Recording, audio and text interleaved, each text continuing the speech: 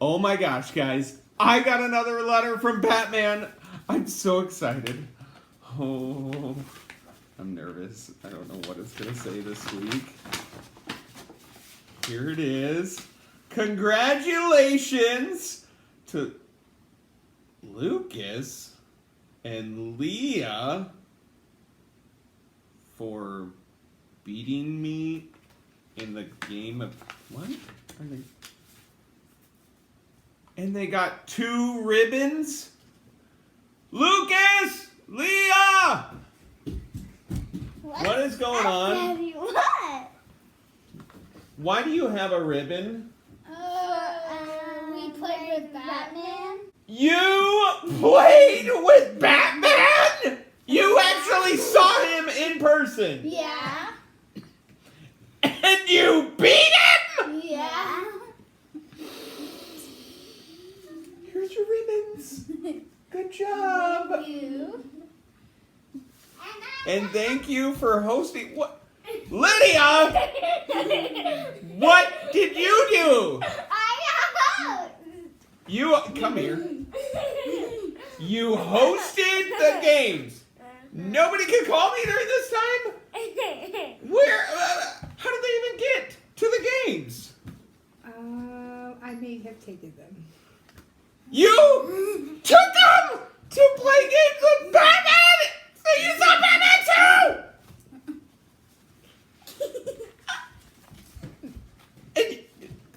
And nobody wanted to call me? You didn't want to hang out with me? It was important. Yeah. It's important for me to say Batman! Anyway, he says, good job. Good job, guys. Thank you. Yeah. You're talking to the baby boy. Okay. That's all it says. So, okay, enjoy your ribbons. Okay, bye. Bye. Bye, Daddy. Hey guys, good to see you.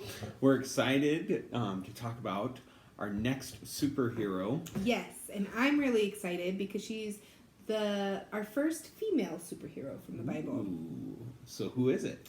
Well, it's Mary. Oh, this is going to be good, guys. Mary, Jesus' mom. Oh, one of the greatest Bible stories with God talking to her and the angel coming down. It's not Jesus. Yeah, no. No. That Mary is Jesus' mom, yes. and the angel does come down and talk to her. But no. It's the other Mary. The other... Oh, Mary, Lazarus' sister. So she's with Lazarus, and she's there, and then she gets to witness... She is with... Yes, she is Lazarus' sister. Yes, Mary's Lazarus' sister. Okay, thank you. No, So then with that's the not story... what we're talking about. It's the other Mary. The other Mary... Mary had a little lamb? No, it's Mary Magdalene. Remind me... Mary Magdalene. Mary Magdalene. Jesus healed Mary Magdalene in the Bible. It says from 7 demons that were inside of her. That's a lot. And did you know that Mary Magdalene is on all 4 of the Gospels? And she, because at that time, the way the world was, she couldn't be considered an apostle. But after God healed her, she decided to leave everything and follow Jesus and his disciples. And she witnessed almost all of Jesus' miracles. And she was at the death, the burial, and the resurrection of Jesus. And she was wealthy. She had money. And she helped by giving Jesus and his disciples all her money. Really? Yeah, I really like Mary, and I think she's a great superhero because she gave up everything to follow Jesus. Jesus healed her, and she decided to wait on the Lord, and she is the perfect example of waiting on the Lord. And do you know what Jesus did because of her sacrifice? She was the first person that Jesus talked to when he was resurrected. Oh! because we're talking about Easter just last week, and I can't believe that I forgot about Mary Magdalene. Mary Magdalene, yeah, can I tell this? Yes, you can. Okay, so this is really exciting, guys, because Mary Magdalene, she was there when Jesus was resurrected, and Jesus talked to her in person. He didn't just talk to the disciples and go straight to him. No, he talked to her first. So here's the backdrop with Easter. When Jesus died, his body was laid in the tomb, and they covered it with a covering, a sheet, over his body. And they rolled the big stone in front of it. But then Mary Magdalene was coming down with two of her friends, and they were going to take care of the body because they hadn't done much with it yet and put spices and perfumes on it and all that. And while they were walking there, they were talking about how were they going to roll this stone away. And when they get there, the stone's already gone. It had been rolled away, and Mary walks into the tomb, and she sees that Jesus' body isn't there.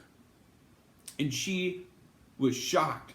She ran back to where the disciples were, and she said, Jesus' body is gone. He's missing.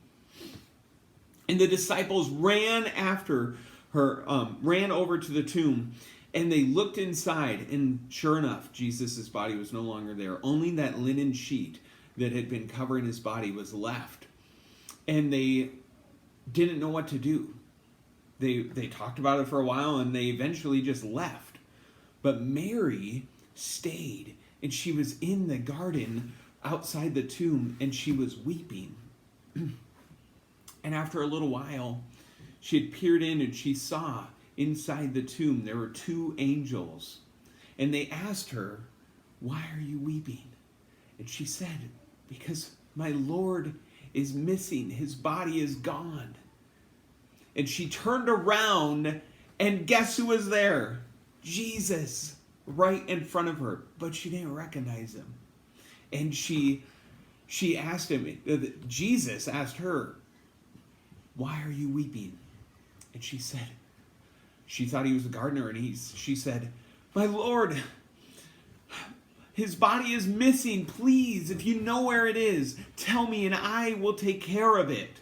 And Jesus said, "Mary."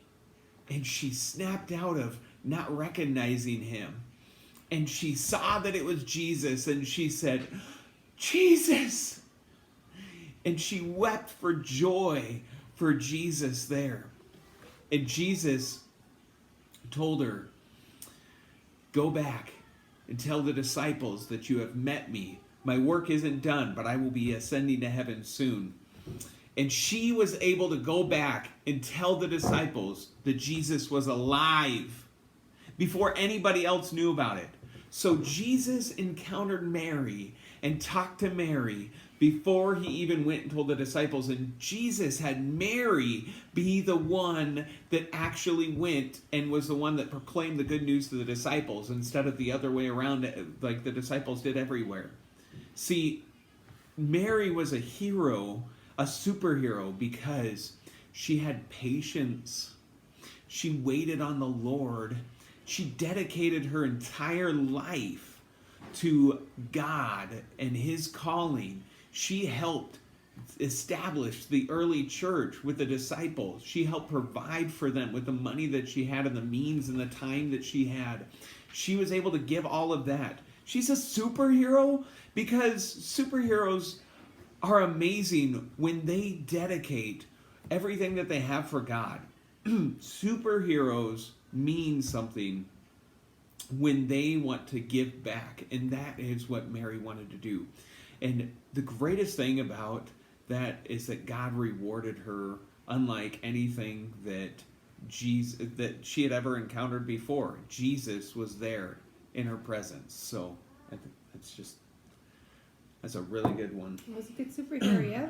So, guys, thank you for listening in, and for all of you out there that have been submitting the Batman caves. They've looked amazing. We've really enjoyed watching the creations and the creativity that you guys have, and great job. Thank you for everybody, and don't forget, for Easter we sent you packets And we're excited to let you know that we want to make more packets for you this week. So we're going to ship out some more packets to you at the end of the week with some more fun activities to do, just to keep you guys engaged and having a great time. So let us know if there's anything that you liked about the packets, what you'd like to see in the packets when we send out more to you. And we hope that you guys have a great week. God bless. Bye, guys. Bye. Hello, welcome to my Bat Cave.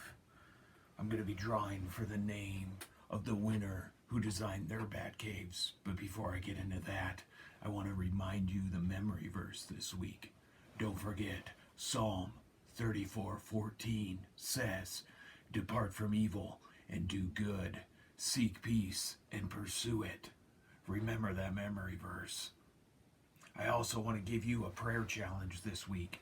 Pray for all the families across this world that are stuck at home just like you. Pray that they stay encouraged. Pray that they have their hope in Jesus. Pray that their needs are met. And pray that they will love deeper than they have ever known.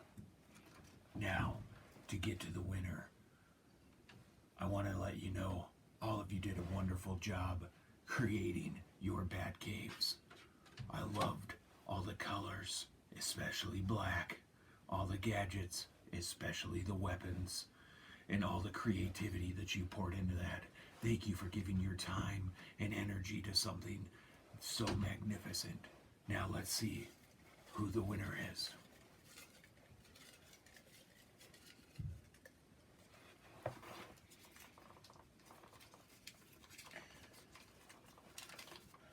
Congratulations to the Becks. I'll be bringing an ice cream sundae to your house tonight.